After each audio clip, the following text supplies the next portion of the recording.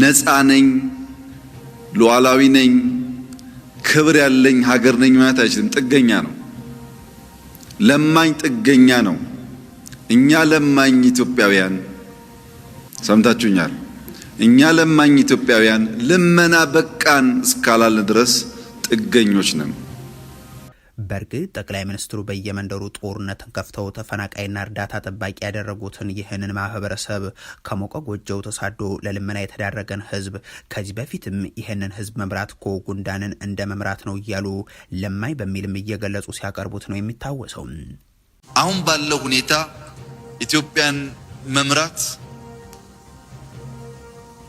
1 ሚሊዮን ጉንዳን ተሸክሞ መሄድ ነው እንጂ ትርፍ አይደለም።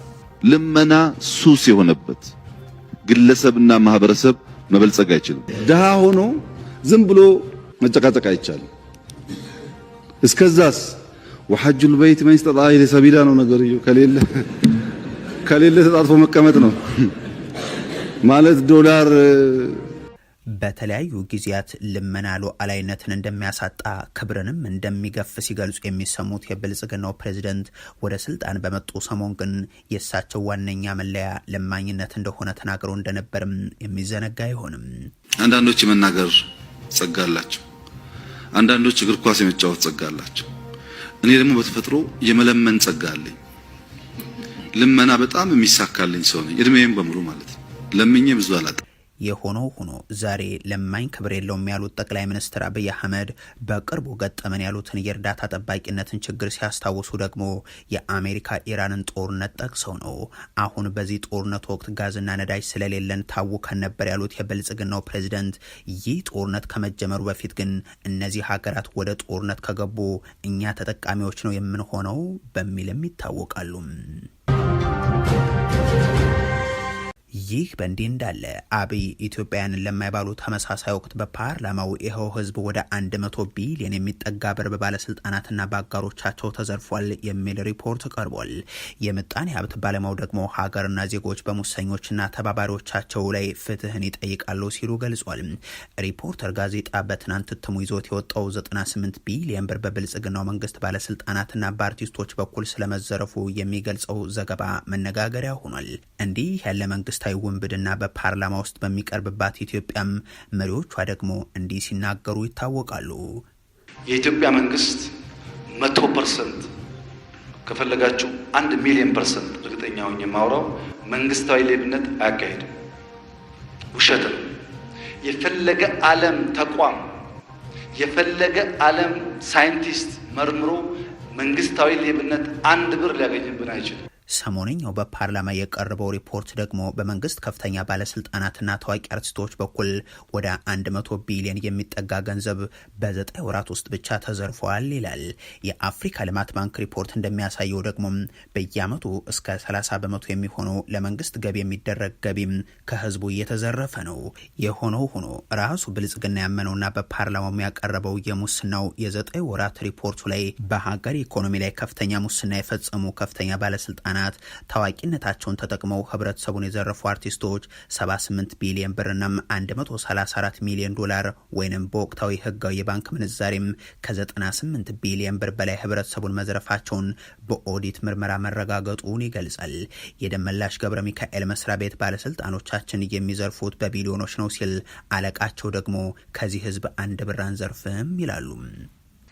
ለኢትዮጵያ ህዝብ በኩራትና በእምነት መግለጽ እንፈልገው 1 ብር ከዚህ ምስኪን ህዝብ እኛ አንሰርቅም። 1 ብር። የኢትዮጵያ ህዝብ አስተዋይ ነው። ሳንሰርቀው 7 ቀን ስንሮጥ እንደምንሰራ ያውቃል። ብናበላሽ እንኳን ከአቅም ማነስ እንጂ ሆን ብለን እንደሆነ ያውቃል። የትኛውም ጫፍ ያለው ባይዘው ፌስቡክ ላይ ያለው ኢትዮጵያ አይደለም። የትኛውም ወረዳ ብትሄድ የኢትዮጵያ አርሶ አደር የሱን ጎተራ እየሞላ እንደሆነ ያውቃል። የትኛውም ደሃ እናት በተቻለ መጠን ቤቷን ለመጠገን እንደምንሞክር ታውቃለች። በፓርላማው የቀረበው የዘረፋ ሪፖርትን በተመለከተ የሚናገሩት የኢኮኖሚ ባለሙያው ሙሼ ሰሙ ይህ እንግዲህ በኦዲት የተረጋገጠው ብቻ ነው፣ የተደበሰበሰውና መረጃ ያልቀረበበትን ጉድ አምላክ ይወቅ ሲሉ ያነሳሉ። እንደ ዘበት የተዘገበው የ98 ቢሊዮን ብር ዘረፋ የ2018 በጀታችን 5% ገደማ ነው የሚሉት ባለሙያው ስራ ላይ ቢውል ኑሮ ምን ይፈጥር እንደነበር እያነጻጸሩም አቅርቧል። በራሱ በመንግስት መመዘኛዎች በመጠቀም ይህ ባለስልጣናትና አርቲስቶች የዘረፉት ገንዘብ ከ4000 እስከ 4500 ካሬ ሜትር የሚሆኑ በአማካኝ እስከ 200 ሚሊዮን ብር ድረስ የሚያወጡ 190 አዳዲስ ትምህርት ቤት ህንፃዎችን ከነመገልገያቸው ያስገነባል። ለዚህም 38 ቢሊዮን ብር አካባቢ ወጪ ይጠይቃል ሲሉም በቀዳሚነት ያስቀምጣሉ። ሁለተኛው 50 የሚደርሱ አጠቃላይ ሆስፒታሎች ማለትም ከ15 እስከ 50 የመኝታ አቅም ያላቸው መሰረታዊ የህክምና ቁሳቁሳቸውን ጨምሮ በድምሩ በ12.5 ቢሊዮን ብር መገንባት ይቻላል ሲሉም ያክላሉ።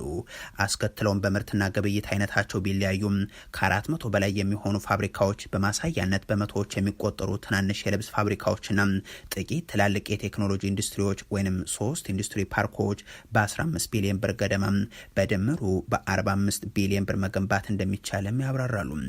ይህ የሚዘረፍ ገንዘብ የውጭ ምንዛሬን ለማሸሽ ከፍተኛ የውጭ ምንዛሬን በሚጠይቁ ውድ ተሽከርካሪዎች ግዥም፣ ለውድ ሽቶ፣ አልባሳት፣ ጌጣጌጦችና ውጭ ሀገር ከቤተሰብ ጋር ለመዝናናት በጥቅሉ ለቅንጡ ያኗኗር ዘይቤ በመሆኑ ምክንያት ገንዘቡ ከመመዝበሩም በላይ የውጭ ምንዛሬን በማሸሽና ጥቁር ገበያውን በማበረታታት የብር የመግዛት አቅም ላይ የሚያስከትለው ኪሳራ ከዘረፋው ያልተናነሰ ከፍተኛ ውድቀትን የሚያስከትል ስለመሆኑም ይገልጻሉ።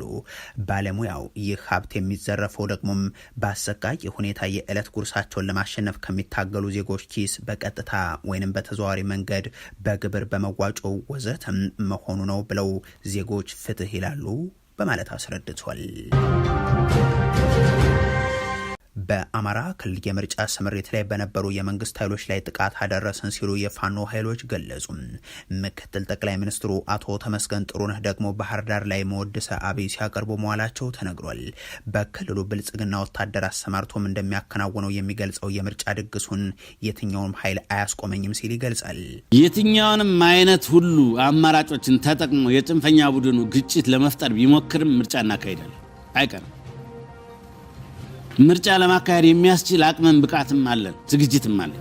እኛ ቀይ ብለን የፈረጅናቸው ትግል የሚጠይቁ ማለት ስራ የሚጠይቁ ግን የምናካሄድባቸው ሰራዊት የምናሰማራባቸው ሊሆኑ ይችላል። ስለዚህ በየምርጫ ክልሉና በየምርጫ ጣቢያዎቹ ጠንከር ያለ የሰው ኃይል በማስገባት ምርጫን በአስተማማኝ መልኩ እንወጣለን። የምርጫ ቦርድ የመራጮች ምዝገባ ተጠናቋል ካለ ከሳምንት በኋላም በየስፍራው ማዳበሪያ አታገኙም፣ ሕክምና ትከለከላላችሁ ወዘተ በሚሉ ማስፈራሪያዎች ዛሬም የምርጫ ካርድ አርሶ አደሮች እንዲወስዱ እያስገደደ የሚገኘው ይኸው የብልጽግናው አገዛዝ እንቅስቃሴን በተመለከተ የሚሰጠው ምላሽ ደግሞ እንዲህ የሚል ነው። የምርጫ ኮረጆ ወይም የምርጫ ጣቢያ በቀበሌ ላይ ተቋቁሞ ህዝቡ ባመነበት መንገድ ነው ምርጫ የሚካሄድ እንጂ ወረዳ ላይ በግድ ሸጥ የሄደ ማዳበሪያ ሊያመጣ የሄደን እየሰበሰበ ምርጫ ምረጡ ይለናል እንዴ? የኮ ታስቦ ተብሎ የማይታወቅ ነገር ነው። 62 ሰው ከኛ ወይበይ 66 ሰው ገድሏል። 66 ሰው ገደለ።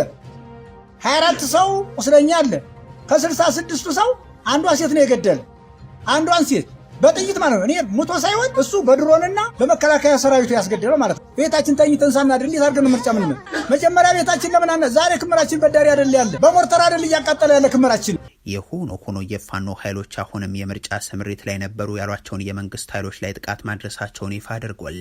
እነዚህ ጥቃቶች ተፈጽመዋል በሚል ከተገለጹባቸው አካባቢዎች ውስጥ በሰሜን ወሎ ዞን ላሊበላ ቀጠና ቆጋ ተብሎ በሚጠራው ስፍራ የደረሰው በቀዳሚነት የሚጠቀስ ነው። በዚሁ በሰሜን ወሎ ዞን ቀዩ ጋሪያ፣ ተኩለሽ፣ ጮቢ በር የምርጫ ስብሰባዎች እንዲስተጓጉሉ ማድረጋቸውን በግዳንም ተመሳሳይ ጥቃት ማድረሳቸውንም ነው የፋኖ ኃይሎች በሪፖርታቸው ያመለከቱት። በክልሉ ደብረ ዘቢጥ ላይ የአካባቢ የጸጥታ አመራሮች ጭምር ለጉዳት የተዳረጉበት ደብረ ታቦር አቅራቢያ አለምበር ተብሎ በሚጠራው ስፍራ የነበረ የተኩስ ልውውጥ በኢትዮ ሱዳን ድንበር አካባቢም ቱመት በተሰኘ ቦታ የተከናወነ ውጊያን ጨምሮም ሰብአዊና ቁሳዊ ጉዳት የተመዘገበባቸው የተኩስ ልውውጦችም ነበሩ። እንዲህ ባለው ሁነት ውስጥ የሚገኘውን ክልል ደጋግመው ጎበኘሁት የሚሉት አቶ ተመስገን ጥሩነህ አሁንም ይህንን ተላላኪ የሚሉትን ህዝብ ምረጠን ሊሉ ወደ ባህር ዳር ተጉዟል። በዛው አንድ ባለሀብት የሰሩትን ቅንጡ ሪዞርት ላይ ቆመው መወደሳ ብዬ አቅርበው የአማራ ብቻ ሳይሆን የኢትዮጵያ ገጽታን እየቀየረ እያሉ ሲናገሩ ውለዋል። በእርግጥ እሳቸው ተላላኪ የሚሉት ህዝብ በሚላላኩት አገዛዝ ከጎረቤት ማህበረሰብ ጋር እንዲዋጋ ከመደረጉም ባሻገርም ህዝቡ መንግስት ባለው አካል እየተወጋም የጦርነት አውድማም ከሆነ አመታት አለፉም። ክልሉ ውጊያ ላይ ነኝ ብሏል። በኮማንድ ፖስት የሚመሩ የሀገሪቱ አካባቢዎችም እየተበራከቱ ናቸው። አገዛዙ በትግራይ ክልል ቁጥጥር የለውም። በአማራ ክልል በጀነራል አበባው ታደሰ የሚመራ ወታደራዊ የጦርነት ኮማንድ ፖስት ውስጥ ሲሆን በርካታ ክፍሉንም አያስተዳድርም። የጋምቤላ ክልል ሜጀር ጀነራል ሙላት ጀሉ የሚመሩት ኮማንድ ፖስት ስር ከገባ ወራት አልፏል። በኦሮሚያ ክልል ጥቂት የማይባሉ ስፍራዎች የኦሮሞ ነጻነት ጦር ይንቀሳቀስባቸዋል። ከቅርብ ጊዜ ወዲህ ደግሞ አገዛዙ የሱዳኑን ጦርነት ጎትቶ ባስገባበት ቤንሻንጉል ጉሙዝ ክልል ከፍ ያሉ የጸጥታ መደፍረስ ሁነቶች እየተከሰቱ ናቸው። እንደ ቡለን እና ድባጥ ያሉ ስፍራዎች በአመዛኙ ከመንግስት ቁጥጥር ውጭ ሆኗል። እንደ ግልገል በለስ ያሉ ከተሞች ታጣቂዎች እስረኞችን ለማስለቀቅ ጭምር ጥቃት የሚከፍቱባቸው፣ ሰዎችም የሚጎዱባቸው ናቸው። ከጉባም እስከ ዳንጉር የአሻድሊ ሐሰን ኃይሎችም ታጣቂዎችም በነዋሪዎች ላይ እያደረሱት ያለው ጥቃት የሞት ምድር አካባቢዎችን አድርጓቸዋል። ከሰሞኑ የክልሉ መንግስት አድማ ብተና ምርቃት ላይ የተገኙት ርዕሰ መስተዳድሩ አሻድሊ ሐሰንም ክልላቸው ውጊያ ላይ ስለመሆኑ ሲናገሩ ተደምጠዋል። በማዕድን ንግድ ላይ ተጠምደው አሁን ገና ኢትዮጵያዊ ሆንኩ ሲሉ የሚታወቁት አሻድሊ ሐሰን የሱዳን ተፋላሚ ኃይሎች እየተዋጉበት ያለ ክልልን እየመራሁ ነው ሲሉም ይገልጻሉ። በክልሉ ካሉ ዞኖች ውስጥ አንዱ መተከል ዞን ደግሞ በዳንጉር አንካሽ በተባለ አካባቢ ውጊያ ላይ ነው ብሎም 3 ብሬን 22 ጥቁር ክላሽና ሌሎች መሳሪያዎችን ማረኩ ሲል አሳውቋል። እንዲህ በየስፍራው የውጊያ ቀጠና የሆነን ሀገር እንመራለን የሚሉ የብልጽግና ባለስልጣናት ሰላም አለ፣ ሰላም የጠፋው አእምሯችሁ ውስጥ ነው ሲሉም ይደመጣሉ። አሜሪካ በሆርሙዝ ላይ ፕሮጀክት ፍሪደም የተሰኘ አዲስ ዘመቻን አወጀች። ዶናልድ ትራምፕ መርከቦች በሆርሙዝ እንዲያልፉ ወታደራዊ እጀባ የሚደረግበት አዲስ እቅድን አስተዋውቋል። ኢራን ይህን የአሜሪካ ውሳኔ የተኩስ አቁም ስምምነቱን የሚጥስ ስትል አስጠንቅቃለች።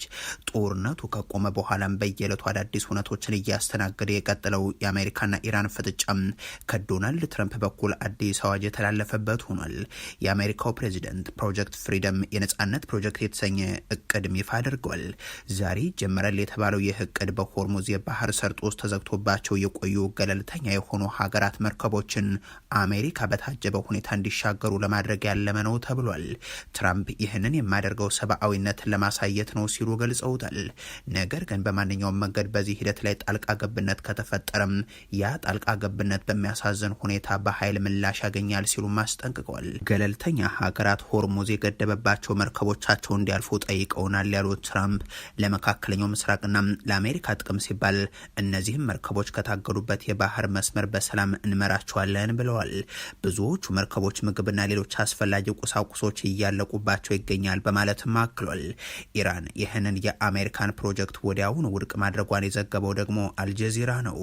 የኢራን ከፍተኛ ባለስልጣን የሆኑት ኢብራሂም አዚዝ አሜሪካ በሆርሙዝ ወሽመጥ ላይ የምታደርገው ጣልቃ ገብነትን እንደ ተኩስ አቁም ስምምነት ጥሰት እንመለከተዋለን ሲሉ ገልጿል።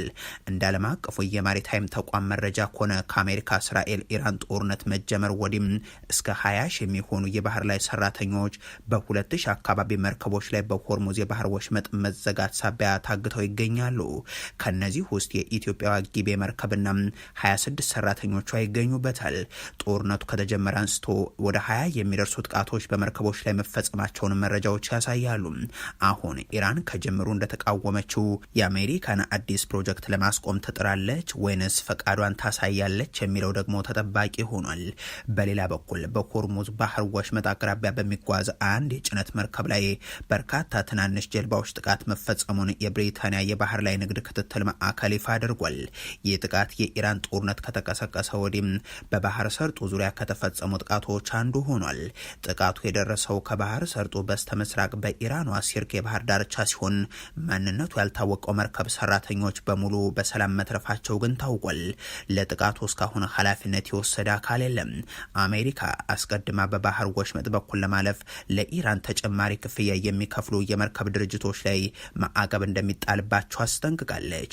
ባሳለፍነው አርብ በአሜሪካ የውጭ ሀገራት ንብረት ላይ ቁጥጥር የሚያደርገው ቢሮ ባወጣው ማስጠንቀቂያ አሜሪካውያን ግለሰቦችም ሆነ ኩባንያዎች ለኢራን መንግስት ተቋማት ምንም አይነት ቀረጥ እንዳይከፍሉ አግዷል። አሜሪካዊ ያልሆኑ ግለሰቦችና ኩባንያዎች ደግሞም በወሽመጡ በኩል ለማለፍ ለቴህራን ቀረጥ የሚከፍሉ ከሆነ ማዕቀብ ይጠብቃቸዋል ሲል አሳውቋል። የቁጥጥር መስሪያ ቤቱ የባህር ላይ ትራንስፖርት ኢንዱስትሪ ተሳታፊዎች ከኢራን ወደቦች ወይንም የመርከብ ድርጅቶች ጋር የሚሰሩ እንዲሁም ወደ ኢራን ወደቦች የሚሄዱ ከሆነ ተደራራቢ ማዕቀብ ሊጣልባቸው ይችላልም ይላል። ቴህራን በሆርሙዝ ወሽመጥ ላይ ያለምንም እንከን ለመቅዘፍ ከሚፈልጉ መርከቦች ቀረጥ እየሰበሰበች ስለመሆኑ ማሳወቋም ይታወሳል። በተፈጸመው የድሮን ጥቃት የጦር አመራሩ የቤተሰብ አባላት መገደላቸው ተነገረም። በሌላ የድሮን ጥቃት ደግሞ የኢታኖል ፋብሪካው እንዲወድም መደረጉ ታውቋል። የሱዳኑ ጦርነት የድሮን ውጊያ ሆኖ ቀጥሏል። ባለፉት ተከታታይ ቀናት በተባበሩት አረብ ኤሚሬቶች ሚሊሻ RSF እና በሱዳን ጦር በኩል የተፈጸሙ የድሮን ድብደባዎች ያስከተሉት ጉዳትም ለዚህ ማሳያ ነው።